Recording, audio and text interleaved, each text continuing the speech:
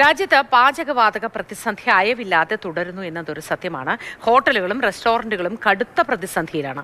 മിക്ക ഹോട്ടലുകളും പ്രവർത്തനം അവസാനിപ്പിച്ചിട്ടുണ്ട്. ചിലർ പരമ്പരാഗത രീതിയായ നമ്മളിപ്പോൾ പറഞ്ഞ വിറകടുപ്പിലേക്ക് മാറിയിട്ടുണ്ട്. LPG എത്താതായതോടെ ഗ്യാസ് ഏജൻസികളുടെ പ്രവർത്തനവും താളം തെറ്റി. ഗാർഹിക ഉപഭോക്താക്കളും ആശങ്കയിലാണ്. ഗ്രാമീണ മേഖലയിലെ സിലിണ്ടർ ബുക്കിംഗ് ഇടവേള 25-ൽ നിന്ന് 45 ദിവസമാക്കി ഉയർത്തിയിട്ടുണ്ട്. നമുക്കാദ്യം കൊച്ചിയിൽ എന്താണ് അവസ്ഥയെന്ന് നോക്കാം. നമ്മുടെ ലൈവ് തന്നെ ആരംഭിക്കുകയാണ്. പല സ്ഥലങ്ങളിലും നമ്മുടെ റിപ്പോർട്ടർമാർ തുടരും. ഈ ന്യൂസ് നമ്മുടെ വേക്കപ്പ് കേരളയിൽ ഉടനീളം ഉണ്ടാകും. അരുൺ ശങ്കറാണ് കൊച്ചിയിൽ നിന്ന് വിവരങ്ങളുമായി നമുക്കൊപ്പം ചേരുന്നത്. Arun Shankar, good morning. രാവിലെ തന്നെ ഗുഡ് മോർണിംഗ് പറയാൻ പറ്റുന്ന സാഹചര്യത്തിലാണോ അരുൺ നിൽക്കുന്നതെന്ന് ചെറിയ ആശങ്കയുണ്ട്. ഏറ്റവും ആദ്യം ചോദിക്കട്ടെ, അരുണിന്റെ വീട്ടിൽ ഗാർഹിക ഉപയോഗത്തിനുള്ള ഗ്യാസിന്റെ അവസ്ഥ എന്താണ്? ഒരു 4-5 ദിവസം മുമ്പാണ് പുതിയ സിലിണ്ടർ കിട്ടിയത്. അതുകൊണ്ട് വലിയ പ്രതിസന്ധി ഉണ്ടാകില്ലെന്ന് പ്രതീക്ഷിക്കുന്നു. എന്തായാലും നമുക്ക് നിലവിലുള്ള പ്രതിസന്ധിയിലേക്ക് വന്നു കഴിഞ്ഞാൽ എൻ്റെ ഇടത്തും വലത്തുമായിട്ട് 2 ഹോട്ടലുണ്ട്. ഇടത്തെ ഹോട്ടൽ പൂട്ടിക്കഴിഞ്ഞു. വലത്തെ ഹോട്ടലിൻ്റെ അവസ്ഥ എന്താണെന്ന് നമുക്ക് അവരോട് നേരിട്ട് തന്നെ ചോദിക്കാം. ഇത് കൊച്ചി നഗരമായതുകൊണ്ട് നിരവധി ആളുകൾ ഹോട്ടലുകളെ ആശ്രയിച്ചാണ് മുന്നോട്ട് പോകുന്നത്. ഈ ഹോസ്റ്റലുകളിലൊക്കെ താമസിക്കുന്നവർ, അവരുടെ ലോഡ്ജിൽ താമസിക്കുന്നവരൊക്കെ തന്നെ ആ രീതിയിലാണ് പോകുന്നത്. ഇതിപ്പോൾ നിങ്ങളുടെ തൊട്ടടുത്ത ഹോട്ടൽ പൂട്ടി. ഇവിടുത്തെ അവസ്ഥ എന്താ? ഇവിടുത്തെ അവസ്ഥ നമുക്ക് നാളെയും കൂടി തുറക്കാനുള്ള സാഹചര്യം ഉള്ളൂ. അതും ഉച്ചയ്ക്ക് ശേഷം പൂട്ടേണ്ടി വരും. അതാണ് നമ്മുടെ ഇപ്പോഴത്തെ നിലവിലുള്ള സാഹചര്യം. സിലിണ്ടറിന് വേണ്ടി പോയിരുന്നോ? സിലിണ്ടറിന് വേണ്ടി എല്ലാ ദിവസവും നമ്മൾ വിളിച്ച് കാര്യങ്ങളൊക്കെ അന്വേഷിക്കുന്നുണ്ട്. ഇപ്പം നിലവിൽ ഫോൺ എടുക്കാത്ത അവസ്ഥയിലായി. അവർക്ക് ഇപ്പം നിലവിൽ അവർ കൊടുത്തുകൊണ്ടിരിക്കുന്നത് ഹോസ്പിറ്റലുകൾക്കും സ്കൂളുകൾക്കും ആണെന്നാണ് പറയുന്നത്. ഹോട്ടലുകൾക്ക് കൊടുക്കാനുള്ള ഒരു നിർവാഹം ഇല്ല എന്നാണ് അവർ പറയുന്നത്. നിങ്ങളുടെ ഈ അസോസിയേഷനുമായിട്ട് ബന്ധപ്പെടുമ്പോൾ എന്താ പറയുന്നത്? കൊച്ചി നഗരത്തിൻ്റെ അവസ്ഥ എന്താണ്? എത്ര ഹോട്ടലുകൾ പൂട്ടിയിട്ടുണ്ട്? എന്തെങ്കിലും ബദൽ മാർഗ്ഗങ്ങൾ അവർ പറയുന്നുണ്ടോ? അസോസിയേഷൻ്റെ ഭാഗത്തുനിന്ന് അവർ കിട്ടാൻ വേണ്ടിയുള്ള കാര്യങ്ങളെല്ലാം അവരുടെ ഭാഗത്തുനിന്നുള്ള ശ്രമങ്ങൾ നടക്കുന്നുണ്ട്. പക്ഷേ ഒരു നിർവാഹവും ഇല്ല എന്നാണ് അറിവ് കിട്ടാനായിട്ട്. വിറകടുപ്പൊക്കെ ആശ്രയിക്കുന്നുണ്ട്. വിറകടുപ്പ് സെറ്റ് ചെയ്യാനുള്ളൊരു സാഹചര്യം നമ്മുടെ ഇവിടെ ഇല്ല. വളരെ കുഞ്ഞു കുഞ്ഞു സ്പേസുകളായത് കാരണം നമുക്ക് അതിനുള്ളൊരു സാഹചര്യം നമുക്കിവിടെ ഇല്ല. സ്വിഗ്ഗി സൊമാറ്റോ പോകുന്നാണല്ലോ, അവരുടെ വരവ് അങ്ങനെ കുറഞ്ഞിട്ടുണ്ടോ? നമുക്ക് നിലവിൽ സ്വിഗ്ഗി സൊമാറ്റോ ഒന്നും ഇല്ല, ഓൺലൈൻ ബിസിനസ് ഒന്നുമില്ല. അതോടൊപ്പം തന്നെ ഒരു പ്രശ്നം എന്ന് പറയുന്നത് ഇപ്പോൾ ഈ കൂട്ടിക്കഴിഞ്ഞാൽ ഈ തൊഴിലാളിയുടെ അവസ്ഥ എന്താ? അവർക്ക് എങ്ങനെ മാസശമ്പളമാണോ ദിവസ ശമ്പളമാണോ?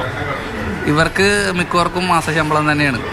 അപ്പം നിലവിൽ അവർക്ക് പോലും നമുക്ക് കാര്യങ്ങൾ ചെയ്തു കൊടുക്കാൻ പറ്റാത്ത അവസ്ഥയിലേക്കാണ്. ഇനിയിപ്പോൾ നമുക്ക് കട ഇപ്പോൾ നാളത്തെ കഴിഞ്ഞ് ഷോപ്പ് പൂട്ടേണ്ടി വന്നാൽ തന്നെ ഇവർക്കുള്ള കാര്യങ്ങൾ നടത്താൻ പോലുള്ള ഗ്യാസ് നമ്മുടെ കയ്യിൽ ഇല്ലാത്തൊരു സാഹചര്യമാണുള്ളത്. പിന്നെ ഇവരും ഒരാഴ്ചയൊക്കെ മാക്സിമം നിൽക്കുമായിരിക്കും. പിന്നെ അവർ വീട്ടിലോട്ട് പോയി കഴിഞ്ഞാൽ തന്നെ നമുക്ക് ഗ്യാസ് കിട്ടിയാലും പെട്ടെന്നൊന്നും കട തുറക്കാൻ പറ്റാത്ത സാഹചര്യത്തിലേക്കാണ് കാര്യങ്ങൾ. അടച്ചു കഴിഞ്ഞാൽ പിന്നെ തുറക്കുക എന്നുള്ള വലിയ പ്രതിസന്ധിയാവും. ഹോട്ടലിൻ്റെ ഒരു കാര്യം അങ്ങനെ തന്നെയാണ്. ആ ഹോട്ടൽ അടക്കേണ്ടി വന്നാൽ തുറക്കാനായിട്ട് വളരെ നമ്മൾ ബുദ്ധിമുട്ടേണ്ടി വരും. ഇതാണ് പറയാം. നമുക്ക് ഭക്ഷണം കഴിക്കാൻ എത്തിയോട്. ചേട്ടാ, സ്ഥിരം ഇവിടുന്നാണോ കഴിക്കുന്നത്? സ്ഥിരമല്ല, വീട്ടില് ഗ്യാസ് തീർന്നുണ്ടോ മേടിക്കാൻ വേണ്ടി വന്നു. ഗ്യാസ് തീർന്നു, കിട്ടിയില്ല. 2 ദിവസമായിട്ടില്ല. ബുക്ക് ചെയ്തിട്ട് എന്താ പറയുന്നവര്? 2 ദിവസം കഴിഞ്ഞാൽ കിട്ടുമായിരിക്കും പറഞ്ഞ്. കിട്ടാനില്ല. അതുകൊണ്ട് കൂട്ടാൻ പോകുന്ന പറഞ്ഞു. ഉച്ച വരെ ഉള്ളൂ. ഞങ്ങൾ അയൽവാസികളാണ്. ഉച്ച വരെ ഉള്ളൂ. വീട്ടിൽ ഗ്യാസ് ഇല്ല, ഇവിടെ വന്ന് കഴിക്കാൻ ഇവിടെ ഇല്ല. ഇനി വല്ല ഇലക്ട്രിക് എന്തെങ്കിലും സാധനം മേടിക്കേണ്ടി വരും. ഇന്ന് ഇലക്ട്രിക്കിന്റെ ഒരു ഇത് മേടിക്കാന്ന് വിചാരിച്ചിരിക്കും. Induction cooker. അതെ. എന്തായാലും വീട്ടിൽ ഗ്യാസ് ഇല്ലാത്തൊരവസ്ഥയുണ്ട്. ചേട്ടാ, എങ്ങനെ ഡെയിലി ഹോട്ടലിൽ നിന്നാണോ കഴിക്കുന്നത്? ഞാൻ ഇവിടെ അടുത്ത വർക്ക് നടക്കുന്നത്. അപ്പോൾ ഇവിടെ വന്നിട്ട് രാവിലത്തെ ബ്രേക്ക്ഫാസ്റ്റും ഉച്ചക്കത്തെ ലഞ്ചൊക്കെ ഇവിടുന്നാണ് കഴിക്കുന്നത്. ദിവസം പോലും കിട്ടാൻ സാധ്യത ഇല്ലെന്നാണ് പറയുന്നത്. അതെ, അങ്ങനെ ഒരു ബുദ്ധിമുട്ട് എല്ലാവരുടെ നിന്നും അറിയുന്നുണ്ട്. TV-യിൽ ന്യൂസിലും കേൾക്കുന്നുണ്ട്. പിന്നെ വീട്ടിലെ അവസ്ഥയും ഇപ്പോൾ ഗ്യാസിൻ്റെ ഇപ്പോൾ വിളിച്ചു കഴിഞ്ഞപ്പോൾ അവർ ഹിന്ദിയിലുള്ള എന്തൊക്കെയാണ് സംസാരിക്കുന്നതെന്ന് പറയണ്ടായിരുന്നു. അപ്പോൾ അങ്ങനെയൊക്കെ കുറച്ച് ബുദ്ധിമുട്ടുണ്ട്. പിന്നെ എല്ലാവരും ഇനിയിപ്പോൾ അനുഭവിച്ചല്ലേ പറ്റുള്ളൂ. കാര്യം ഇങ്ങനെ ഒരു അനുഭവം കൊറോണ ഒന്നും പോലത്തെ ഒരു അവസ്ഥയിലേക്കാണ് നമ്മൾ മാറിക്കൊണ്ടിരിക്കുന്നത്. ജീവിതം വളരെ ദാരിദ്ര്യത്തിന്റെ അവസ്ഥയിലേക്ക് പോയിക്കൊണ്ടിരിക്കുന്നത് കേട്ടത്. ഗ്യാസ് ഏജൻസികളുടെ സ്ഥിതി എന്താണ്? അവരെന്താണ് പറയുന്നത്? ഈ ബുക്കിങ്ങിന്റെ അതിപ്രസരം കൊണ്ട്, അതായത് ഇങ്ങനെ ഒരു ബുദ്ധിമുട്ടുണ്ടാകും, ഗ്യാസ് കിട്ടാനില്ലാത്ത അവസ്ഥ വരും എന്നതുകൊണ്ട് വളരെ അധികമായി ബുക്കിംഗ് വരുന്നതുകൊണ്ട് ഇവർക്ക് മാനേജ് ചെയ്യാനുള്ള ബുദ്ധിമുട്ടാണോ, അതോ ഇവരുടെ കയ്യിൽ ശേഖരമില്ലാത്തതാണോ? അത്തരത്തിൽ എന്തെങ്കിലും അവർ വ്യക്തമാക്കുന്നുണ്ടോ?